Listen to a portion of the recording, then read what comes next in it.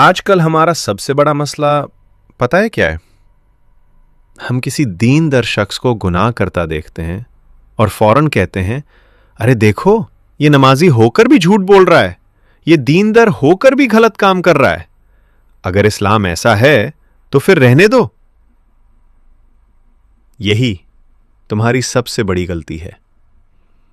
تم کار کے ایکسیڈنٹ کے لیے کار کو بلیم کر رہے ہو، جبکہ غلطی ڈرائیور کی ہوتی ہے۔ آج ایک ریالٹی چیک لے لو۔ اگر کوئی انسان دین جاننے کے بعد بھی بھٹک رہا ہے تو اس کا مطلب یہ نہیں کہ دین خراب ہے، اس کا مطلب یہ ہے کہ اس شخص کے پاس علم تو ہے مگر ہدایت نہیں ہے۔ علم اور ہدایت میں زمین آسمان کا فرق ہے۔ علم دماغ میں ہوتا ہے مگر ہدایت دل میں اترتی ہے۔ سوچو، ایک شخص سمندر کے بیچ ایک کشتی میں ہے، اس کے پاس ہر قسم کا علم ہے۔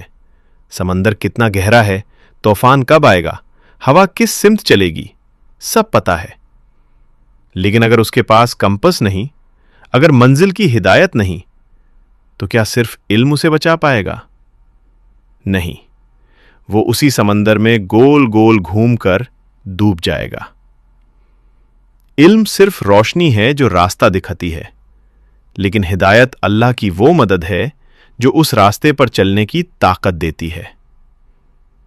اگر تمہیں لگتا ہے کہ صرف قرآن اور حدیث جان لینے سے جنت مل جائے گی تو ابلیس کا انجام یاد کرو۔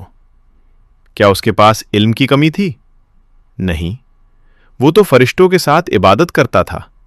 اس نے جنت دیکھی، اللہ کی قدرت کا ہر منظر دیکھا، لیکن جب عمل کا وقت آیا، جب آدم علیہ السلام کو سجدہ کرنے کا حکم ملا، اس کا علم اسے بچا نہ سکا۔ کیوں؟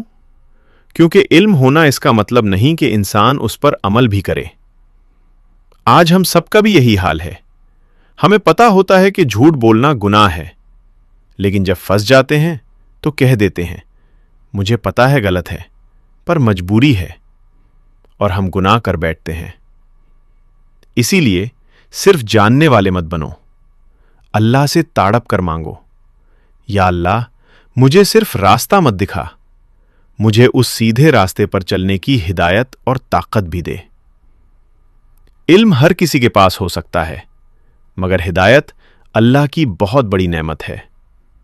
یا اللہ ہمیں علم کے ساتھ ساتھ اس پر عمل کرنے والی ہدایت بھی عطا فرما۔